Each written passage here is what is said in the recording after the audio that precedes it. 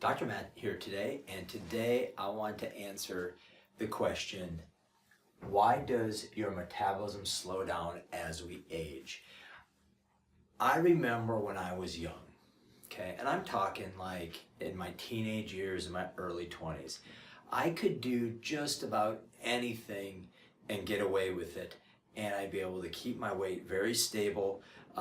I had the energy that I wanted to. Everything was really fantastic, right? And what I've noticed, and I'm sure that many of you guys are in my same place, I've noticed that as I age, I have to do a hell of a lot more in order to maintain what I want and maintain my body and my health. And so I'm sure this is going to resonate with a lot of you guys, and I've had to dig in and really figure out what that puzzle was for me. So I'm going to help to try to answer some of those things for you as well. So years ago, you could do anything that you wanted with your health. Now we have to work with it. We have to think about it a little bit more, okay? And we have to be conscious of how and what we're doing with it in order to optimize it. So first thing is age, okay?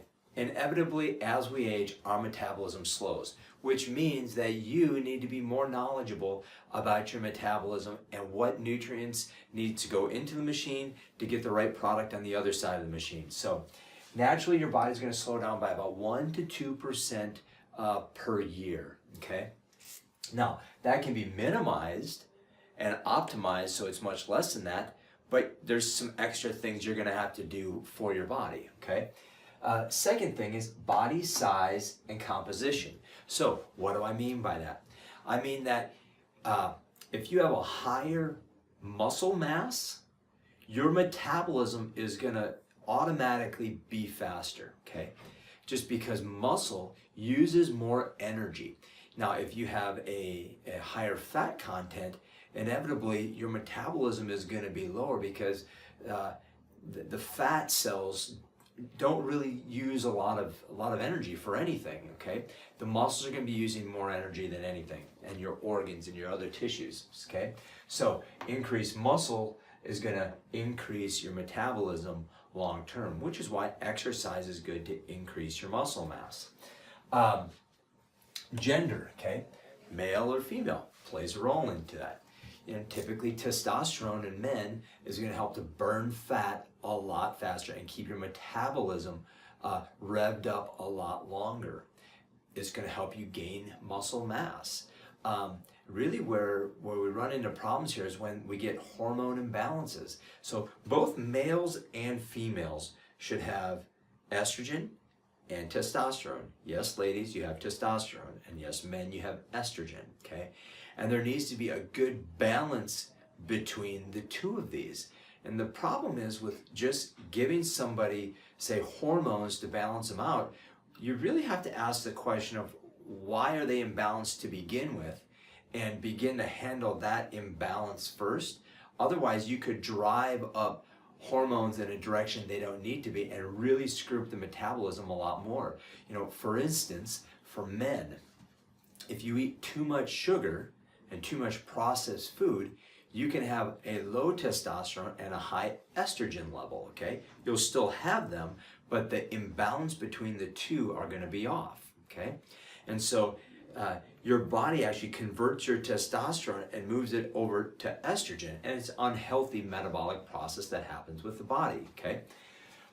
And women, if your estrogen goes too high, you become estrogen dominant. If it goes too low, you can also have challenges. So making sure the hormones are balanced properly are very important. Number 5, poor nutrition. And quite honestly, number 5 right here is probably one of the top ones to screwing up all of these other ones, okay? That one and this number 10, which we're going to talk about here shortly, okay? So poor nutrition plays a critical role in really screwing up your metabolism. If you put in foods that you're allergic to, that creates inflammation. If you put in foods that are highly processed, that have lots of sugars, lots of grains, things that are going to spike your insulin levels. This is going to throw off your hormones. This is going to play havoc on your energy metabolism. You can become more fatigued as the day goes on.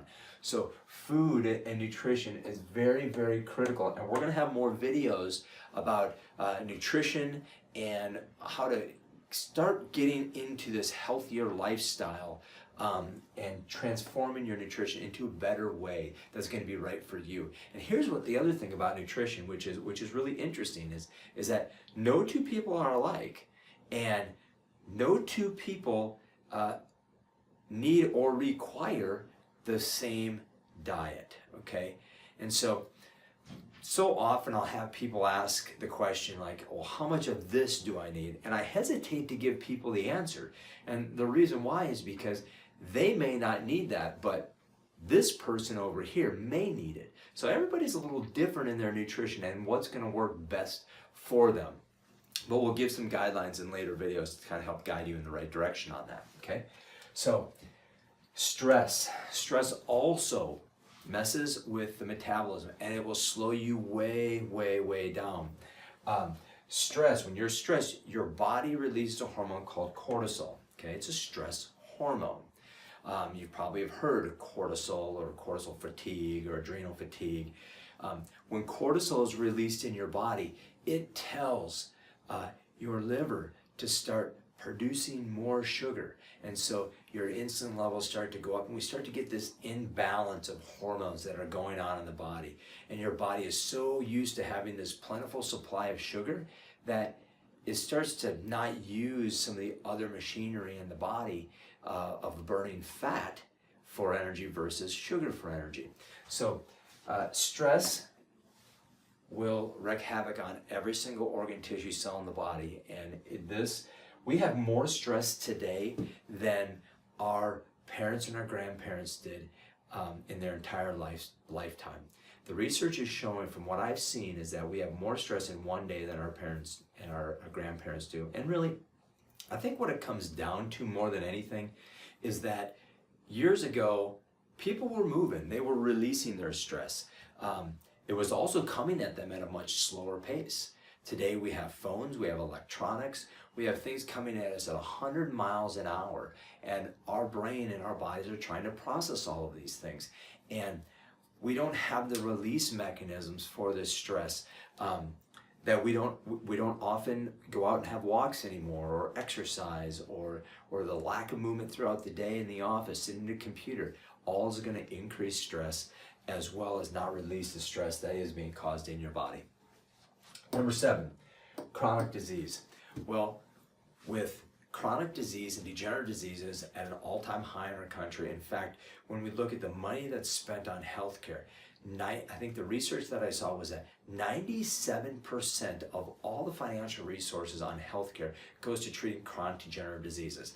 And what am I talking about? I'm talking about heart disease, cancer, diabetes, hormone imbalance, digestive issues, autoimmune disease, osteoarthritis. I'm talking about all of these degenerative diseases that are just riddling our country right now and causing people to continue to live through them, but they're living not at their optimal potential, okay?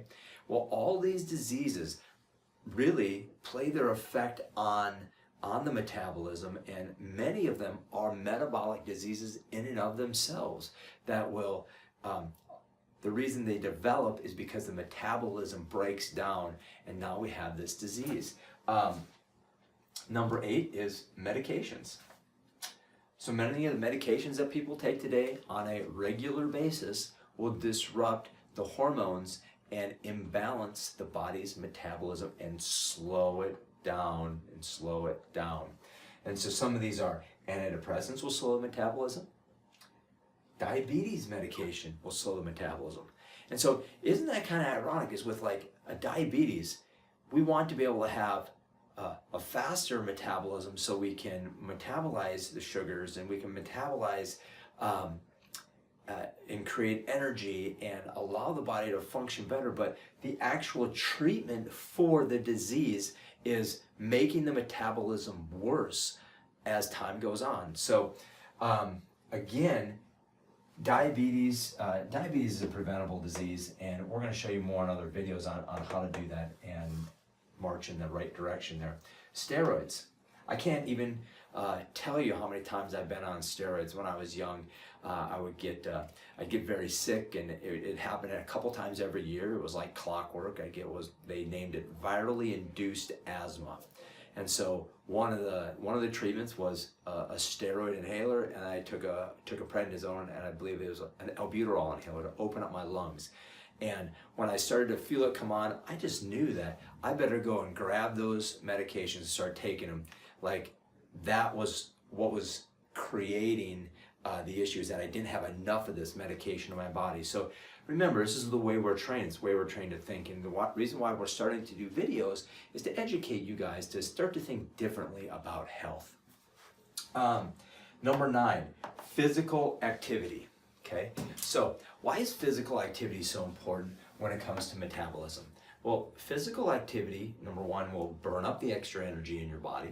Okay, if done properly with proper nutrition, can turn you from a sugar burner into a fat burner.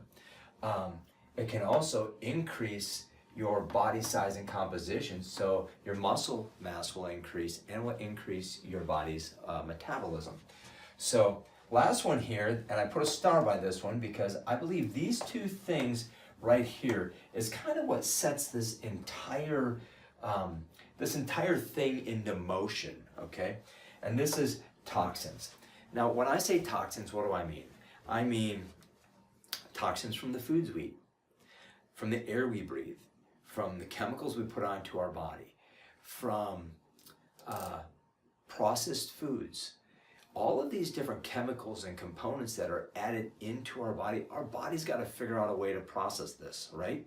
Well, our body will become overloaded, and this overload of toxins affects how the body responds to hormones. In fact, many of these toxins are mimicry compounds, or they look like the hormones that we have in our body today. And so they can block estrogen receptors, they can block insulin receptors, they can block leptin receptors. So we don't get the same response as we did when we were young because of the toxic overload in our system. So if you want to start to really increase your metabolism, you want to reverse all of these processes, but you want to start building it by improving your nutrition, changing your toxic level, and then slowly you'll see these start to change over time. So check out other videos we have on metabolism and diet and losing weight, as well as really any of the diseases that are out there today. We're going to be creating videos on. So I've enjoyed doing this with you guys, and I will see you on the next video.